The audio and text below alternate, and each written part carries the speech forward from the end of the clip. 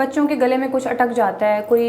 बच्चे ने कुछ अपने अंदर निगल लिया है अचानक से, मतलब घर में माँ होती है, आपको पता है छोटे छोटे बच्चे होते हैं, वो उनको नहीं पता होता माएँ क्या करें अगर बच्चे ने अपने गले में कुछ अटका लिया है, तो विद इन 5 सेकंड उसकी प्रिकॉशन क्या है घर में, आप डॉक्टर के जाने से पहले आपको पहले 5 से 10 सेकंड में क्या करना है जिससे आप जान बचा सकें बच्चे की? देखिए, इसके लिए जो है ना हमारे पास इसके लिए ना एक मैन्यूवर होता है जिसको हम कहते हैं हेमलिक मैन्यूवर्स, ठीक है ना। हेमलिक मैन्यूवर, इसके अंदर क्या करते हैं, हम पेशेंट को जो है ना अपने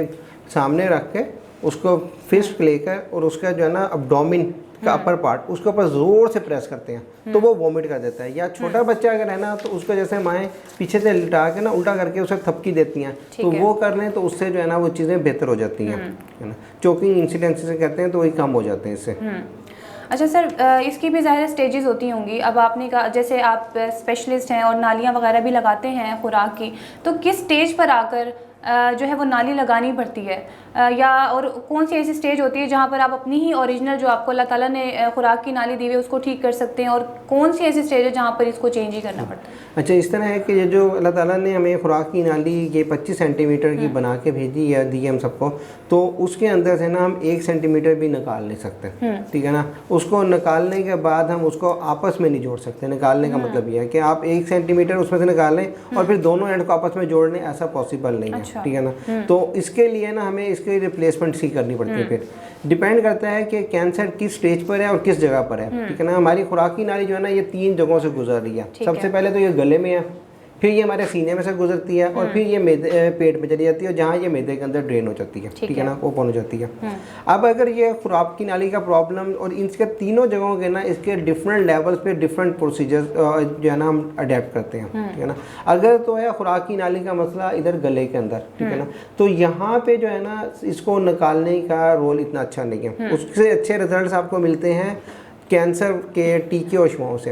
हाँ, लेकिन ये पेशेंट कुछ खा पी नहीं सकते, तो उसके लिए हम क्या करते हैं, हम उसके पेट के अंदर जो है मैदे के ऊपर एक नाली लगा देते हैं जिसमें से वो रोटी, सालन, चावल, दूध, दही जो घर में सबके लिए बन रहा है वही डाइट ब्लेंड करके उसमें से ले लेते हैं और अपनी फीड को एक अच्छी क्वालिटी फीड में ले लेते हैं। जैसे आपको मैंने शुरू में बताया कि खुराक की नाली का काम क्या है कि उसने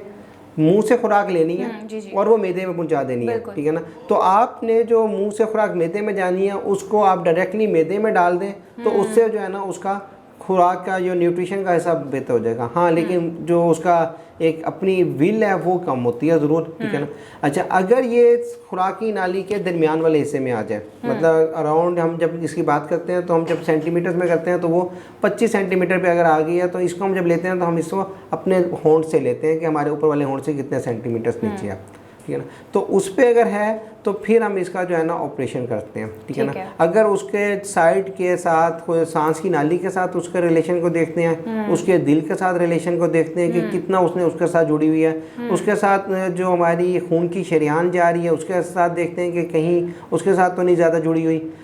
फेफड़ों के अंदर कहीं तो उसने कोई ज़रात नहीं दे दी है, कहीं कोई जिगर के अंदर ज़रात तो नहीं दे दी है। इन सारों चीज़ों को देख कर अगर तो वो इसमें से कुछ भी नहीं है और उसकी अंदर है तो फिर हम सबसे पहले क्या करते हैं, हम इन पेशेंट को भेजते हैं कैंसर वालों के पास है, वहाँ से 2 साइकिल अपने कैंसर के टीकों के लगवाते हैं, ठीक है। फिर हम इनकी जो है ना ऑपरेशन करते हैं।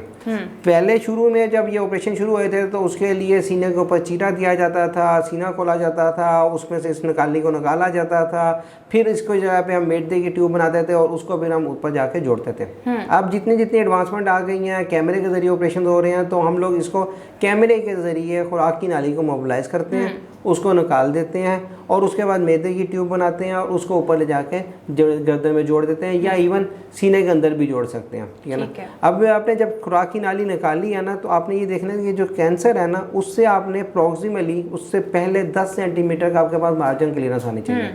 तो फिर ही आप ना अपने अच्छे रिजल्ट्स क्लेम कर सकेंगे। जो रिजल्ट्स आपके 5 ईयर सर्वाइवल्स आएंगे, कैंसर के अच्छे रिजल्ट्स होंगे, वो उसी वक्त आएंगे जब आपका 10 सेंटीमीटर का प्रॉक्सिमल और 5 सेंटीमीटर का डिस्टल मार्जिन क्लियरेंस आ रही हो।